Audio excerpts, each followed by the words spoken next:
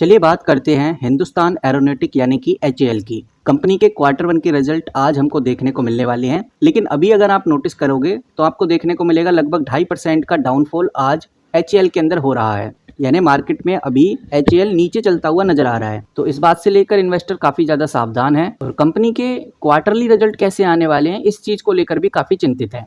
लेकिन CNBC TV 18 के द्वारा अभी एक आर्टिकल पब्लिश हुआ है, आप देख सकते हैं ये डेट 12 अगस्त 2025 यानी कि आज का ही आर्टिकल है और आज ही कंपनी के क्वार्टर वन के रिजल्ट आने वाले हैं। क्वार्टर वन रिजल्ट का प्रीव्यू आ चुका है, एक बार उसको समझ लेते हैं। उसके बाद कुछ इंपॉर्टेंट पॉइंट भी डिस्कस करेंगे। ये पॉइंट आपको काफी कुछ क्लियर कर देंगे कि अब कंपनी के रिजल्ट को लेकर क्या होगा। तो सबसे पहले बात करते हैं मार्केट की एक्सपेक्टेशन की। काफी इन्वेस्टर्स एक एक्सपेक्टेशन लेकर चल रहे हैं, पिछले साल के कंपैरिजन में इस बार ग्रोथ अच्छी आने वाली है। सबसे पहले अगर हम बात करें रेवेन्यू की, रेवेन्यू यानी कि टोटल कमाई, उसमेमें लगभग 13% का इंक्रीमेंट हमें देखने को मिल सकता है, यानी 13% इंक्रीज होगी ऐसा एक्सपेक्ट किया जा रहा है और लगभग 4,898 यानी कि 4,898 करोड़ का रेवेन्यू हमें देखने को मिलेगा। वहीं जो इबिटा है, इबिटा को लेकर भी 12% की ग्रोथ बताई जा रही है, यानी इबिटा भी 12% ग्रो हो सकता है और ये भी लगभग 1,114 करोड़ तक रहने वाला है। तो यहाँ पर CNBC TV 18 का यही कहना है कि ये जो एक्सपेक्टेशन इन्वेस्टर्स के द्वारा रखी जा रही है एचएएल को लेकर, कहीं ये उनको डुबा ना दे।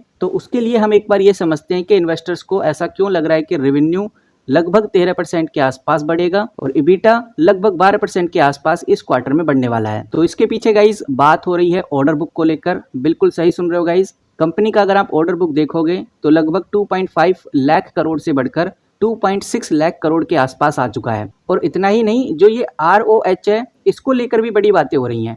ROH यानी कि रिपेयर एंड ओवरहॉल, इसका कंट्रीब्यूशन काफी तेजी से बढ़ रहा है और इस कंट्रीब्यूशन के चलते हुए क्वार्टर वन में हमें तेजी देखने को मिल सकती है। अब ये जो ROH है इसका मतलब समझते हैं। आपको बताना चाहूंगा, ये जो ROH है यानी कि जो पुराना प्रोडक्ट होता है, जो हल्का फुल्का काम कर रहा एयरक्राफ्ट होता है, हेलीकॉप्टर्स होते हैं या जो इंजन्स होते हैं या कोई भी डिफेंस इक्विपमेंट होते हैं, इनको रिपेयर करके, इनकी मेंटेनेंस करके, इनको थोड़ा अपग्रेड करके फिर से ऑपरेशनल्स में लाया जाता है, फिर से मार्केट में बेचा जाता है। इसी चीज को बोलते हैं ROH और अभी के टाइम पे HAL के लिए ये काफी प्रॉफिटेबल सेगमेंट साबित हो रहा है और ROH का जो कंट्रीब्यूशन है वो काफी तेजी से बढ़ भी रहा है। वहीं ROH से कंपनी को रेवेन्यू भी अच्छा मिलता है और जो नए एयरक्राफ्ट को बनाने की कॉस्ट लगती है वो भी कंपनी कहीं ना कहीं बचा रही है। तो ये जो दो बातें मैंने आपके सामने अभी रखी हैं, पहला तो ROH, दूसरा कंपनी के पास जो ये ऑर्डर बुक है, इन दोनों बातों से समझ में आता है कि जो एक्सपेक्टेशन है इन्वेस्टर्स की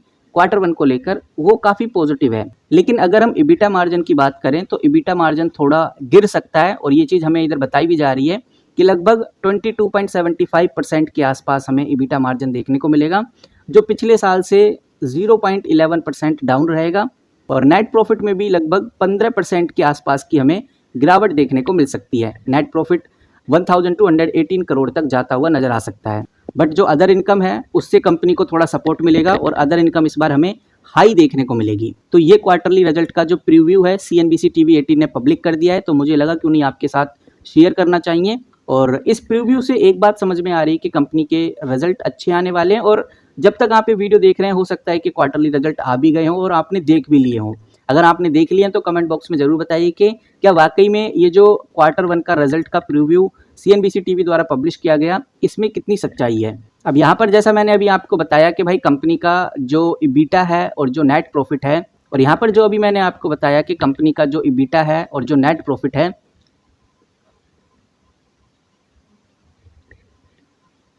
तो अभी तक हमें एक बात समझ में आ गई कि कंपनी का जो कोर बिजनेस है उस पर हमें प्रॉफिट प्रेशर देखने को मिल सकता है, लेकिन साइड इनकम से थोड़ा बैलेंस होता हुआ नजर आएगा। नाउ गाइस, कंपनी ने अपने फ्यूचर प्लान को भी डिस्कस किया है और कंपनी ने बताया कि भाई वो 2026 तक का क्या प्लान रख रही है। तो कंपनी ने सबसे पहले बोला है कि जो हमारा ऑर्डर बुक है वो टारगेट है 2.5 लाख करोड़ से बढ़कर 2.6 लाख करोड़ तक ले जाना। हमारा जो रेवेन्यू ग्रोथ है वो भी 8 से 10% बढ़ना चाहिए। फर्स्ट हाफ ईयर के बाद ये और भी रिवाइज हो सकता है।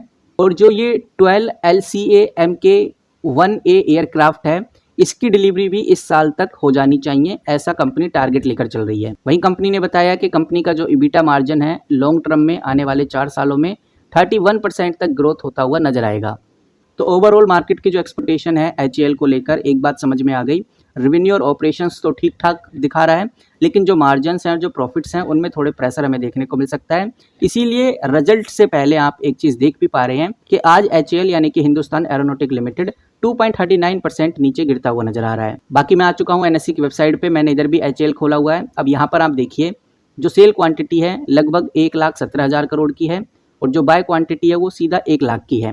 तो साफ नज़र आता है कि जो सेलर्स हैं HAL के अंदर ज़्यादा एक्टिव हैं, बायर्स कम एक्टिव हैं। और जब सेलर्स एक्टिव होते हैं तो ये जो डाउनफॉल वाला हलचल है वो हमें देखने को मिलता है। इसी वजह से एक गिरावट हमें देखने को मिल रही है, क्योंकि एक्सपेक्टेशन 50-50 है। कुछ इन्वेस्टर्स का मानना है कि कंपनी अच्छा परफॉर्म करेगी क्वार्टरली रिजल्ट में, कुछ इन्वेस्टर्स को इस बात की चिंता है कि कंपनी के प्रॉफिट मार्जिन प्रेशर में है। वही मैं हूँ मनी कंट्रोल पे, मैंने यहाँ पर भी हिंदुस्तान एरोनॉटिक खोला हुआ है यानी HAL खोला हुआ है। अब हम थोड़ा सा नीचे चलेंगे तो हमें देखने को मिलेगा वॉल्यूम। तो वॉल्यूम में कोई खास बदलाव हुआ नहीं है। कल 11 लाख का वॉल्यूम ट्रेड हुआ था, आज लगभग 13 लाख के आसपास का वॉल्यूम है।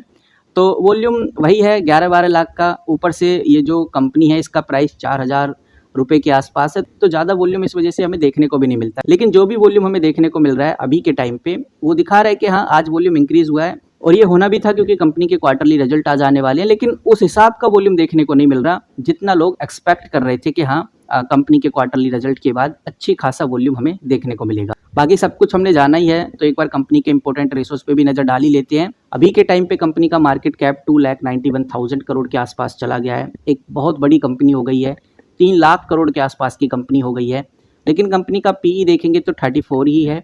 आज भी कंपनी आपको बहुत सही प्राइस पे मिल रही है। ये जो 4,000 रुपये का हमें अभी का करंट प्राइस देखने को मिल रहा है ये भी काफ़ी लो है, ऐसा कह सकते हैं। आज भी आपको ये कंपनी अंडर वैल्यूड मिल रही है। अगर आप रिटर्न ऑन कैपिटल एम्प्लॉय देखते हैं या रिटर्न ऑन इक्विटी देखते हैं तो 26%, 33% आपको देखने को मिलेगा, जो कि पॉजिटिव है। कंपनी कर्ज फ्री है, आप देखिए बिल्कुल कर्ज नहीं है कंपनी के पास। इंटरेस्ट कवरेज रेशो काफ़ी अच्छा है 503। पाइट्रोसिक स्कोर भी अच्छा है, 7 के आसपास है। और सेल थोड़ी सी कम है, 5 साल की सेल ग्रोथ 7.63 है। सेल अगर कंपनी की इंक्रीज हो जाए तो और भी हमें ग्रोथ देखने को मिल सकती है। डिविडेंड प्रोवाइड करती है 0.91% के आसपास। तो ये हैं गाइस कंपनी के इंपॉर्टेंट रेशोज। और अभी तक हमने कंपनी के क्वार्टरली रिजल्ट्स के प्रीव्यूज़ देखे हैं। प्रीव्यूज़ में तो पॉजिटिविटी है। फाइनल क्वार्टरली रिजल्ट आज हमें देखने को मिलेंगे, और सबसे पहले जैसी कंपनी के क्वार्टरली रिजल्ट आएंगे तो सबसे पहले मैं आपको बताने की कोशिश करूंगा और कुछ ऐसी छुपी हुई जानकारी भी दूंगा जो कंपनी की PDF में हमें आज देखने को मिलेगी। उसके लिए आप चैनल को सब्सक्राइब करके रखिए। मिलते हैं किसी नए वीडियो के साथ, तब तक के लिए take care and good bye.